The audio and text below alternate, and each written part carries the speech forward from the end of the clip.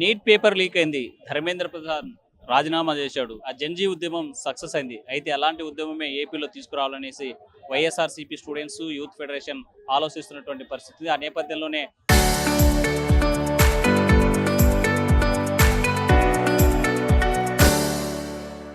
లోకేష్ నువ్వెందుకు రాజీనామా చెయ్యవు అని అంటూ ఇవాళ రోడ్డు ఎక్కారు. మనతో మాట్లాడడానికి విద్యార్థి యోజన సంఘం నాయకులు ఉన్నారు. సార్ చెప్పండి, లోకేష్ ఎందుకు రాజీనామా చేయరు? రాజీనామా ఎందుకు చేయాలంటే ఆయన పేపర్ డిఎస్సి లీకేజ్ పైన చేసినాడు.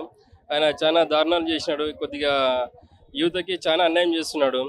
ఎగ్జామ్స్ లీకేజ్ పైన చేస్తున్నాడు. ఆయన చాలా అక్రమాలు చేస్తున్నాడు అంటే మన యువత ఎంతో ఇప్పుడు జంజీ భావిస్తున్నారు. ఇప్పుడు వాళ్ళు ఏమనుకుంటున్నారు, మామూలుగా ఎవరు చూడట్లేదు, ఏం చేయట్లేదు అనుకుంటున్నారు. అంతా యూత్ మొత్తం చూస్తున్నారు, వాళ్ళని చూస్తున్నారు. మన రీసెంట్గా జరిగిన డిఎస్సి ఎగ్జామ్స్లోన లీకేజ్ జరిగిందని ఇప్పుడు ఏమవుతుంది, వాళ్ళ వ్యవస్థ కాపాడుకోవడానికి లీకేజ్ జరిగిందా, అక్రమాలు జరిగాయి? లీకేజ్ జరిగింది, అక్రమాలు జరిగినాయని ఎందుకు అంటున్నానంటే, ఇప్పుడు మన విద్యార్థులు ఎంతో కష్టపడి చదువుకున్న వాళ్ళకి వాళ్ళు ఏం చేసినారు, దాంట్లో ఎవరైతే చదువుకొని మన దొంగ సర్టిఫికేట్లు తీసుకొని వచ్చి వాళ్ళకి ఉద్యోగాలు ఇచ్చుకున్నారు. అది మనము ప్రూఫ్తో సహా అన్ని మన దగ్గర ఉన్నాయి, అన్ని ప్రూఫ్స్ చూపిస్తున్నాము. దానిపైన ఉద్యోగాలు వస్తే కొద్దిగా ఏదో యువత బాగుపడతారనే ఉద్దేశంతోనే వీళ్ళు ఇది చేస్తున్నారు. జరిగి ఇన్ని రోజులు అయిపోయింది, ఆల్రెడీ నియామకాలు కూడా కంప్లీట్ అయిపోయాయి. ఎందుకు ఇంతకాలం మాట్లాడలేదు? ఇంతకాలం మాట్లాడాలంటే మన రీసెంట్గా మనం చూసినాము, ఎక్కడ ఢిల్లీలో చూసినాం, జంతర్ మంతర్లో ఏది జరిగిందో అది చూసినాము. అది చూసిన తర్వాత మనము అప్పుడు తీసుకున్నాం, కానీ అప్పుడు ఇదిగా ఇంతగా చేయలేదు. కూటమి ప్రభుత్వం ఫెయిల్యూర్ అయింది. దానికోసం అని చెప్పేసి ఇప్పుడు మనం ఇంకా సైలెంట్గా ఉంటే ఇంకా ఇది అయిపోతుందని చెప్పేసి ఇప్పుడు మేమంతా బయటకు వచ్చి ధర్నాలు చేస్తున్నాము. చెప్పండి, అసలు లోకేష్ రాజీనామా ఎందుకు చేయాలి? అసలు అక్రమాలే జరగలేదు, కేవలం రాజకీయం కోసం మీరు చేస్తున్నారా? ఏ ప్రభుత్వం కూడా వాళ్ళు చేసిన తప్పులను ఒప్పుకోదన్న. అదేవిధంగా నాదో లోకేష్ గారు కూడా ఈరోజు డిఎస్సి అభ్యర్థులకు కానీ, నిరుద్యోగులకు కానీ, విద్యార్థులకు కానీ చేస్తున్న అన్యాయాన్ని ఆయన ఒప్పుకోవడంలే. ఎందుకు రాజీనామా చేయాలంటే, ఈరోజు మెరిట్ లిస్ట్ రిలీజ్ చేయకుండా ఏ విధంగా డిఎస్సి అభ్యర్థులకు పోస్టులు ఇస్తాడు? ఆయన ఎప్పుడు జరుగుతున్న కొత్త జీవో తెచ్చినాడు. ఆయన ఏ ప్రక్రియలో అయితే ఇద్దామనుకుంటున్నారో దానికోసం ఒక కొత్త జీవోని తెచ్చినాడు. మళ్ళీ వెంటనే అదే జీవోని ఆయన పోస్టులు ఇచ్చేసిన తర్వాత రద్దు చేసి పాత జీవోని ఇప్పుడు కంటిన్యూ చేస్తున్నారు. అంటే రాష్ట్రంలో వాళ్ళ అనుకూలత కోసం వాళ్ళు ఏం చేయడం కోసమన్నా ఏ జీవోలనన్నా మారుస్తారు, మళ్ళీ ఏ జీవోలనైనా ఎత్తేస్తారు. ఈరోజు ఇంతమందికి అన్యాయం చేసినాడు కాబట్టి రాజీనామా చేయాలని మేము కోరుకుంటున్నాం. ఇది ఢిల్లీలో ఈరోజు కేంద్ర విద్యాశాఖ మంత్రి అన్యాయం చేసినప్పుడు, ఆయన రాజీనామా చేసినప్పుడు రాష్ట్రంలో ఒక విద్యాశాఖ మంత్రి రాజీనామా చేయడంలో తప్పేముంది? అదే మా డిమాండ్. అందుకని రాజీనామా చేయాలి. ప్రతి జాబ్ క్యాలెండర్ ఇస్తాను, తప్పనిసరిగా నిరుద్యోగులకి న్యాయం చేస్తానని చెప్పారు కదా, దీన్ని ఎట్లా? 20 లక్షల ఉద్యోగాలు అని చెప్పినారు. ఈ రోజు కూడా ఎక్కడ ఉద్యోగాలు లేవు. వచ్చిన 5-10 ఉద్యోగాలు కూడా టీడీపీ కార్యకర్తలకో, టీడీపీ కండువాలు వేసుకున్న యువకులకో ఇస్తున్నారు. ఈరోజు ప్రభుత్వ కొలువులను కూడా వాళ్ళ టాలెంట్ని బట్టి కాకుండా పార్టీ కేడదా కాదా అని ఆలోచించి ఇచ్చే పరిస్థితిలో ఈ రాష్ట్రం ఉంది. ఈరోజు మా లాంటి వాళ్ళు ఈ విషయాల మీద మేము అందరం అడుగుతుంటే తప్పుడు కేసులు అంట.